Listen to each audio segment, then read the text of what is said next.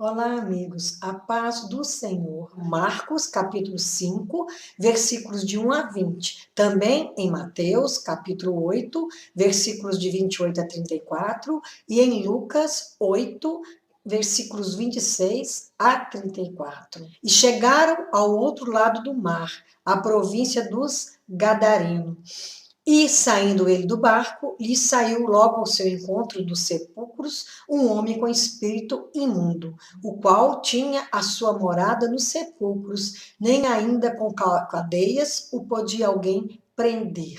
Jesus chegou lá em Gadara.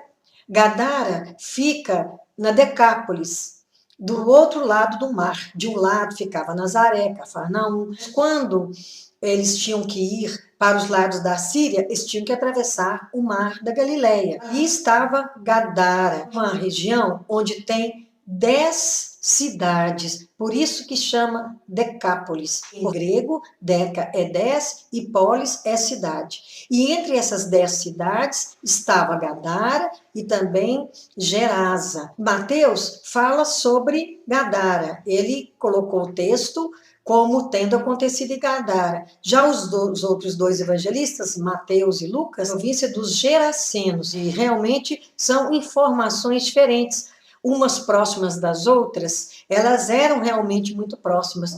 Um evangelista citou um lugar e o outro citou Gerasa. Não representa uma contradição, porque era um bloco 10 cidades, um autogoverno mais ou menos independente. Então havia essa confusão. O que importa é que quando Jesus chegou, um homem atormentado com espírito imundo saiu ao encontro de Jesus. Esse homem, ele era tão desnorteado, tão desorientado, a morada dele era no sepulcro, porque eles tinham aquele costume de deixar os mortos dentro daquelas cavernas, e ali ficava às vezes um corpo cheirando mal, completamente abandonado naquele lugar. E esse homem ficava entre cadáveres, entre bandidos que se escondiam ali. Era um lugar muito inóspito mesmo, em todos os sentidos, e principalmente espiritual, porque não era um lugar propício para uma pessoa, para um filho de Deus habitar. Uma região de gentios que eram muito sofridos por causa de ataques, de guerras, psicologicamente eram abalados, não tinham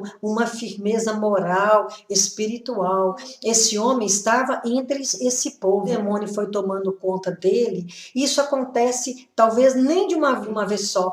A pessoa vai dando brecha para Satanás, vai afastando de Deus, as suas fraquezas vão se aprimorando, e ao invés de ele se tornar mais decente, que tem condições de viver numa sociedade, cada vez mais, no caso desse gadareno, ele foi ficando antissocial, ele não poderia viver com as outras pessoas, ele tinha uma força descomunal, porque a pessoa, ela tem um demônio dominando o seu corpo e a sua mente, a força realmente é muito grande, e não é qualquer pessoa que pode enfrentar, nem espiritualmente, nem fisicamente. E a gente imagina que a família já estava cansada, tentando segurá-lo em casa, mas ele não tinha sossego na sua alma. Então ele ficava entre os sepulcros. Quando eles prendiam, conseguiam prendê-lo, poderia ser até uma cadeia de bronze, de ferro, mas a força dele era diabólica. Então ele conseguia soltar.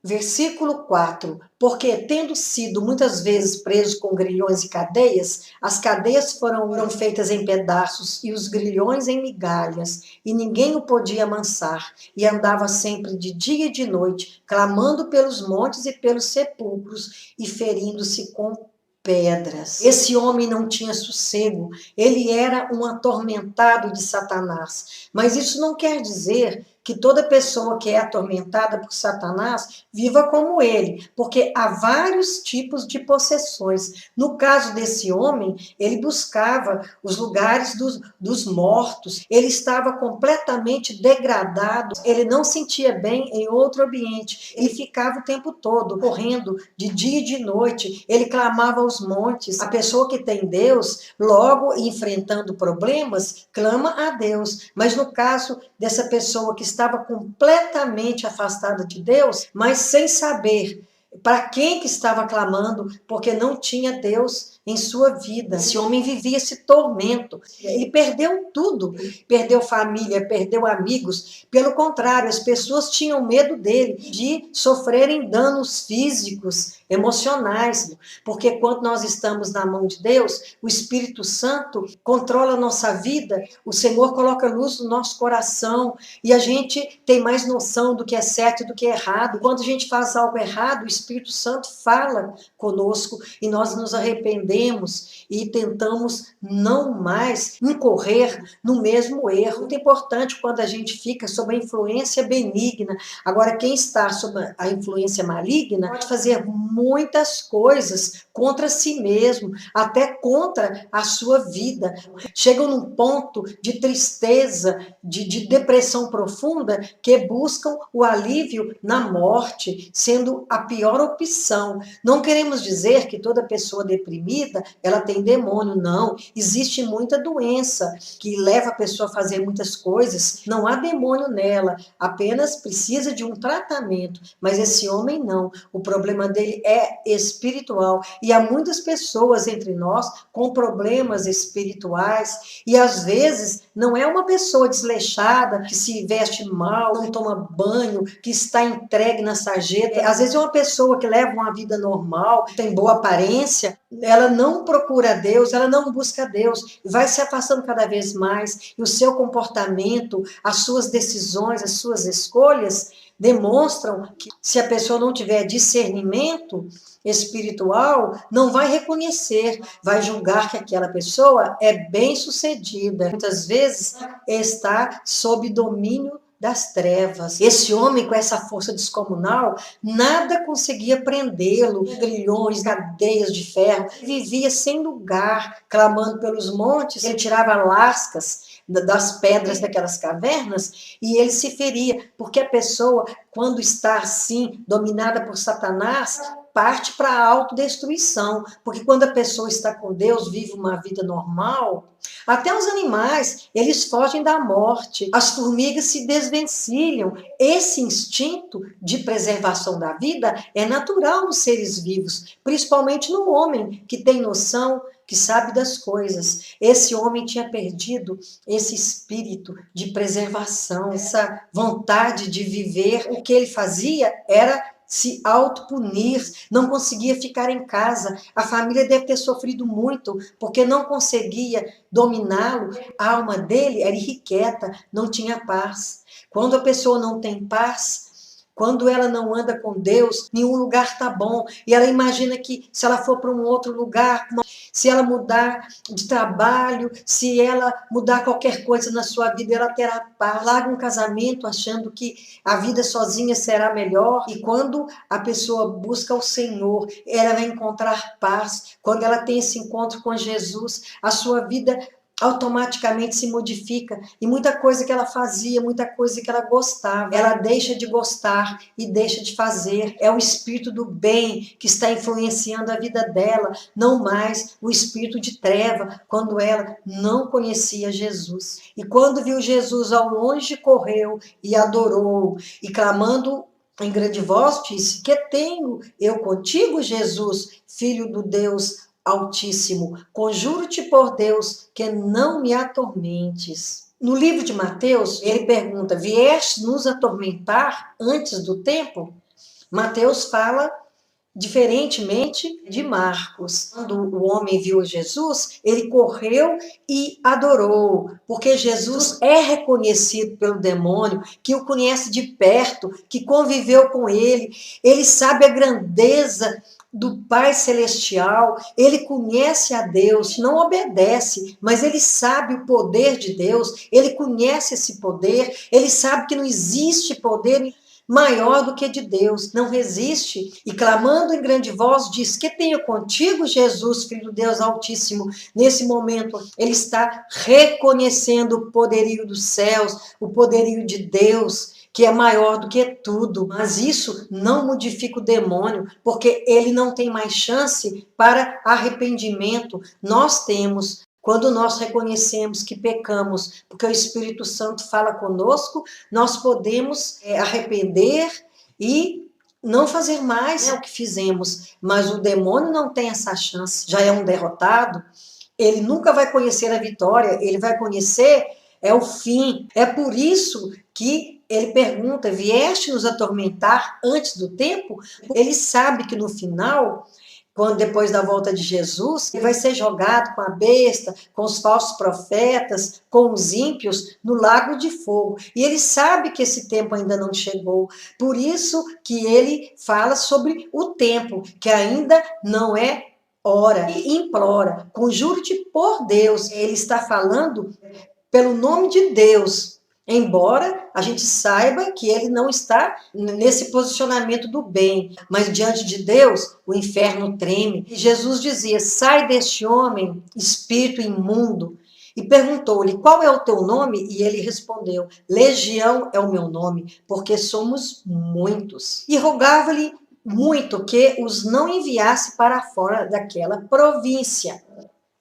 Jesus deu a ordem, era para o diabo ter saído naquele momento. Mas no caso desse gadareno, os demônios que estavam nele começaram a querer negociar com Jesus. Mas o diálogo prossegue e Jesus pergunta qual que é o nome.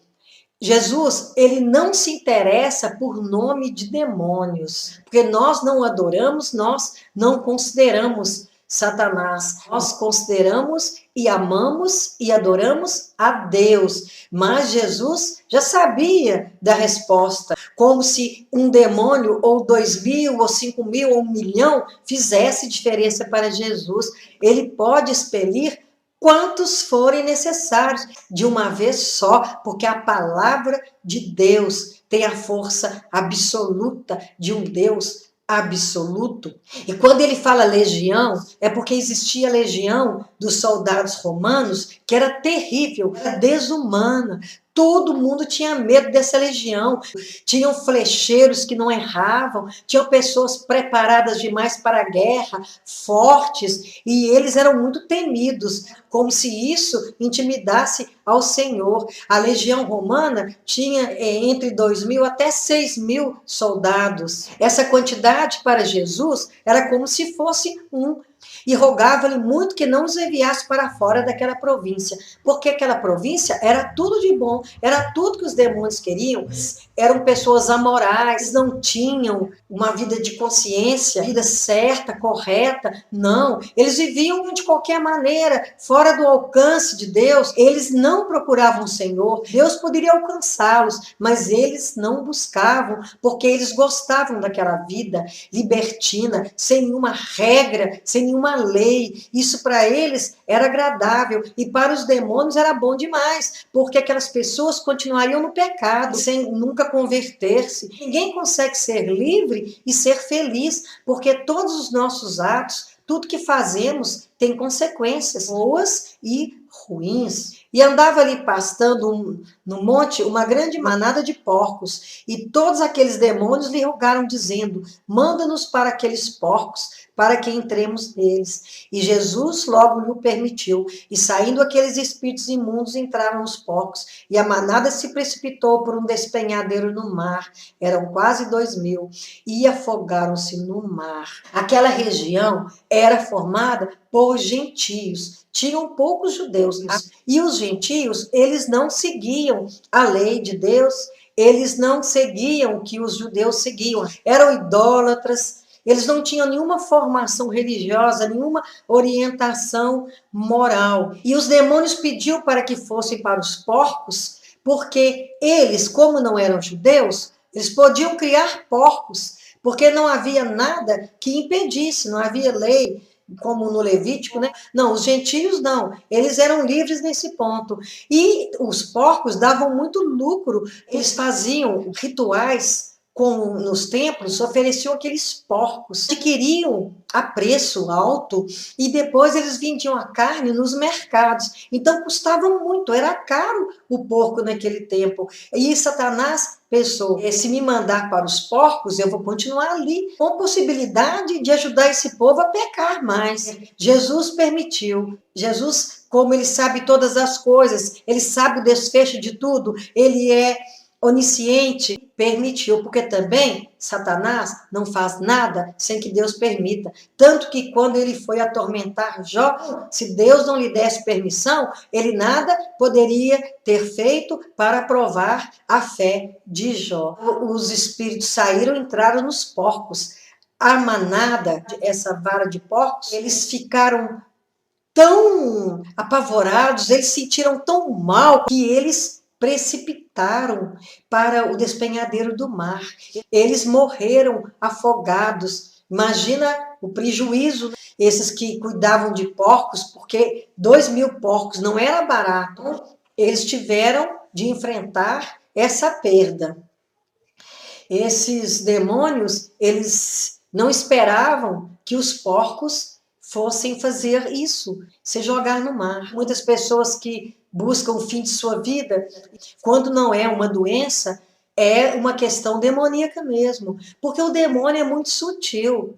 Não é sempre que uma pessoa endemoniada estribucha no chão, baba, ele vai ali dominando, enfraquecendo a pessoa, até trazendo certas doenças, e a pessoa vai se fragilizando, vai se sentindo impotente e não consegue nem lutar contra o mal na vida dela. Ele veio para matar, para roubar e para destruir. Destrói pessoas, destrói vidas, destrói casamentos, destrói tantas coisas, porque ele é mau e ele veio na terra e quer fazer o máximo de maldade que for possível. E os que apacentavam os porcos fugiram e o anunciaram na cidade e nos campos, e saíram muitos a ver o que era aquilo que tinha acontecido, e foram ter com Jesus, e viram o endemoniado que tivera a legião assentado, vestido e em perfeito juízo, e temeram. As pessoas foram lá, correram para ver o que tinha acontecido. Foi gente demais lá olhar, saber, inteirar-se, e ao mesmo tempo eles foram ter com Jesus. E quando eles chegaram perto de Jesus, aquele que tivera a legião, estava lá sentado, porque afastado de Deus, a pessoa não tem noção de moral, não tem juízo, e ele não se sente envergonhado com a nudez. Tanto é que Adão e Eva, depois do pecado, eles já esconderam, porque reconheceram que estavam nus. Reconhecer que está nu, que não pode ficar nu e se cobrir, é próprio de quem está com Deus. A pessoa que anda com o Senhor, ela não dá escândalo, ela não se mostra de maneira indevida, porque o Espírito Santo, ele que dita o seu proceder. Esse homem, ele perdeu totalmente a moral. Ele só sofria muito, porque a vida dele não era fácil. Quem o via, em vez de eles ficarem felizes de ver aquele homem, olha, aquele homem tinha uma vida terrível, olha agora, ele é um homem tranquilo, ele está vestido, ele está sentado ao lado de Jesus. Eles não se convenceram do poder de Deus, eles não reconheciam que Jesus era o Filho de Deus, que Jesus era capaz de fazer o bem, não só para aquele homem, para todas aquelas pessoas sofridas. E os que aquilo tinham visto, contaram-lhes o que acontecera ao endemoniado e acerca dos porcos, e começaram a rogar que saísse dos seus termos. Eles estavam preocupados em manter aquela vida de lucro com os porcos e aquela vida libertina que eles levavam, eles deviam gostar, nem acharam que foi bom para aquele homem estar vestido, estar bem. O interesse deles era outro. Eles pediram que Jesus fosse embora, mas Jesus já tinha alcançado uma pessoa naquele lugar. E entrando ele no barco, rogava-lhe o que for endemoniado, que o deixasse estar com ele. Jesus, porém, não lhe o permitiu, mas disse-lhe: vai para a tua casa, para os teus, e anuncia-lhes quão grandes coisas o Senhor te fez, como teve misericórdia de ti. E ele Foi e começou a anunciar em Decápolis quão grandes coisas Jesus lhe fizera, e todos se maravilharam. É provável que a família desse homem foi a primeira a se converter, porque ninguém conhecia aquele homem como eles. Foi aquela família que conviveu com ele por mais tempo, que viu a degradação dele aos poucos e viu até onde ele chegou, até abandonar a família. Eu creio que a família não mandou ele embora porque ele não se sentia bem entre eles, ele não tinha lugar. Ele queria continuar com Jesus, porque quem é abençoado, quem é agraciado, quem é alcançado pelo amor, pela misericórdia de Deus, não quer abandoná-lo, quer estar sempre com ele, próximo de sua palavra, quer conhecer cada vez mais do Senhor, porque quanto mais conhecemos, mais o amamos e mais queremos estar a seus pés. Jesus não permitiu, porque o Senhor já tinha feito ali um missionário do bem. E era muito mais importante que ele fosse para a sua casa, contasse tudo que lhe tinha acontecido e mostrado, porque ali eles iam ver como ele estava, como de fato viram e se maravilharam. Mas quem conhece a Jesus, quem converte a Jesus, ele quer falar para todos. Aquela pessoa que teve esse encontro com Jesus e não falou de Jesus, realmente é porque esse encontro não trouxe a real conversão. Quando convertemos ao Senhor, nós queremos falar para todos, nós queremos levar esse Jesus para outras pessoas que ainda estão no sofrimento, ainda estão nas trevas, vida obscura, que não tem felicidade, que vive na angústia, vive atribulado com tantos pensamentos ruins, até com sonhos, com visões terríveis. Mas quem conhece a Jesus tem a necessidade de falar. E esse homem ficou como sendo um missionário de Jesus e andou por todas aquelas cidades falando do Senhor, falando tudo que ele tinha vivido. Ele não se deteve em falar do que Satanás tinha feito, mas ele foi falar do que Jesus tinha feito na vida dele. E nós vamos pensar como era a nossa vida de antes e como é a nossa vida hoje. Se você que está vendo esse vídeo ainda não entregou sua vida para Jesus, aproveite nesse tempo que se chama hoje, porque amanhã pode ser tarde demais. Como Jesus fez com esse homem que parecia para a sociedade, que não tinha jeito para ele, que ele era um caso perdido. Para Deus não há caso perdido. Jesus saiu de Cafarnaum, atravessou o mar da Galileia, enfrentou tempestade, acalmou a tempestade para chegar a Gadara e para alcançar um único homem que depois alcançaria outros, porque ele conheceu a vitória. Ele conheceu o Deus da vitória. Ele conheceu o Deus do milagre, o Deus da misericórdia. Que o Senhor possa nos abençoar. Que o Senhor possa fazer por nós como ele fez com esse homem. Tirar das trevas para a luz, porque só o Senhor pode nos tirar das trevas para a luz intensa, para a luz do trono de Deus, para uma vida melhor, para uma vida profícua, uma vida de frutos no Espírito Santo. Que o Senhor nos abençoe e nos perdoe os pecados. Em nome de Jesus. Amém e amém.